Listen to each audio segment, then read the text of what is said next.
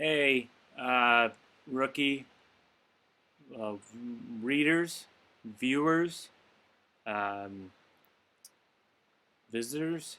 I'm Mike Birbiglia, and I'm doing this week's Grown Man, Ask a Grown Man segment, and we'll see how this goes. The first question is from Tessa, age 16 in Los Angeles, which is where I am right now. This is my hotel room. I'm just here.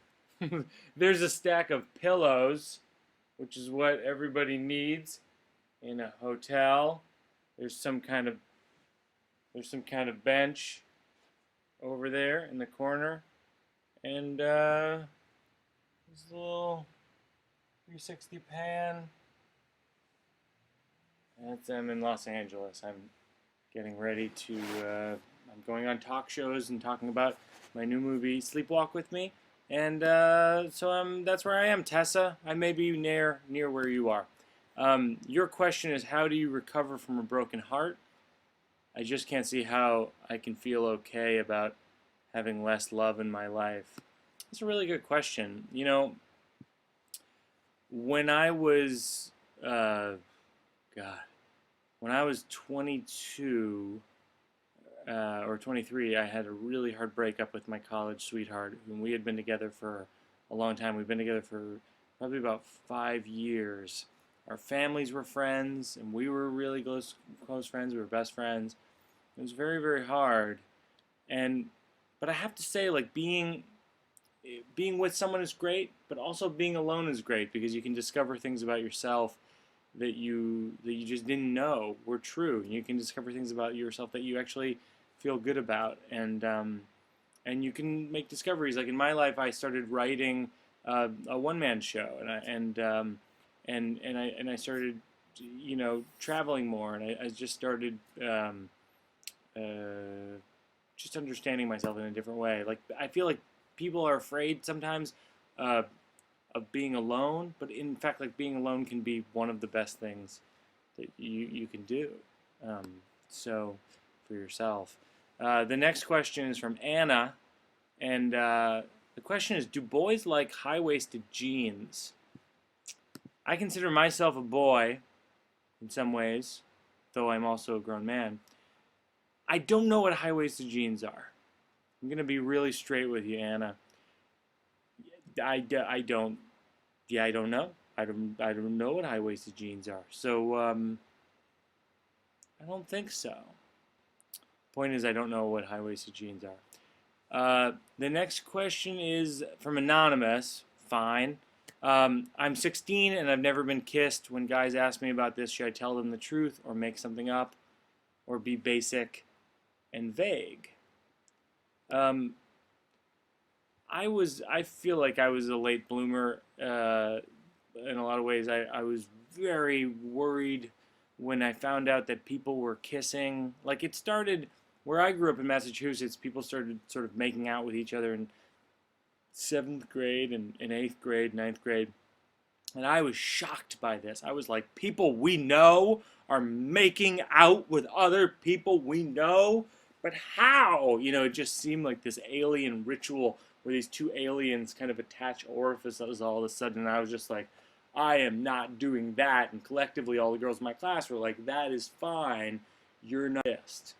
So it was not as much of an option for me. Yeah, I wouldn't sweat that too much. There's a lot of time in your life to do a lot of things. I feel like the older I get, the more I realize that the more you take your time and let things happen at the rate that they happen, the more organic that experience can be, and the more right it can be for you.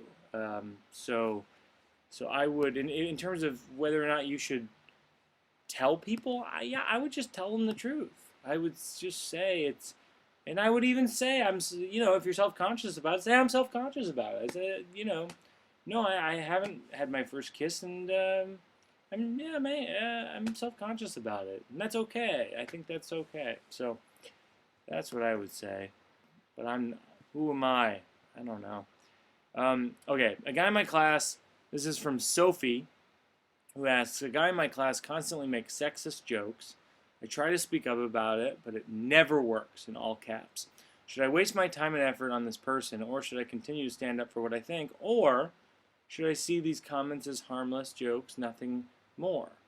Isn't comedy, in parentheses, isn't comedy about unearthing the cruelties of humanity? That's a very sort of Shakespearean way of looking at it, but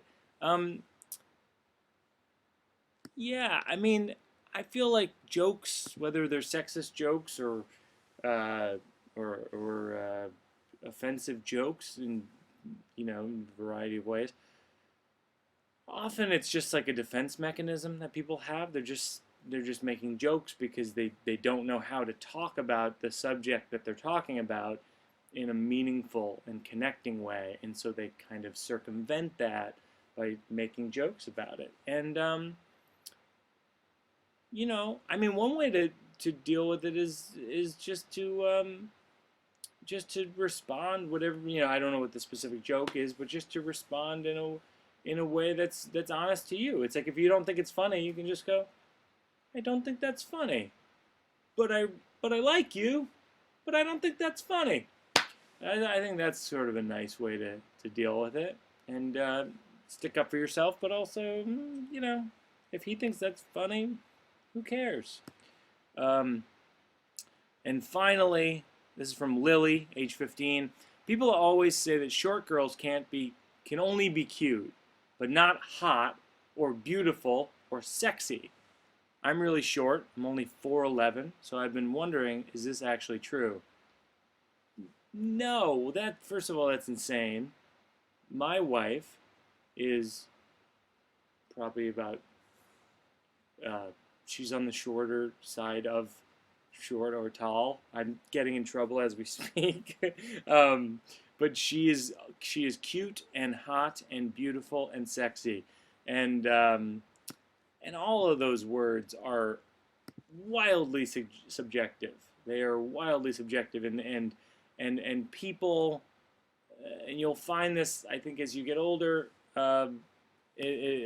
Lily, is that people are attracted to what they're attracted to, and it's, some people are attracted to short people and tall people and funny people, or funny people or unfunny people, or people who are athletic or people who are not athletic and they love books, or people who love comic books, or people who are just, they like to wear Halloween costumes year round. There's really no one thing that is hot or beautiful or sexy or cute. That is just a myth, and you should just keep doing what you're doing. Thanks for watching. This is the Ask a Grown Man segment on Rookie. Hello, Tavi. Hello, Anahid. Hello, everyone at Rookie. And thanks for having me. And I'll see you soon.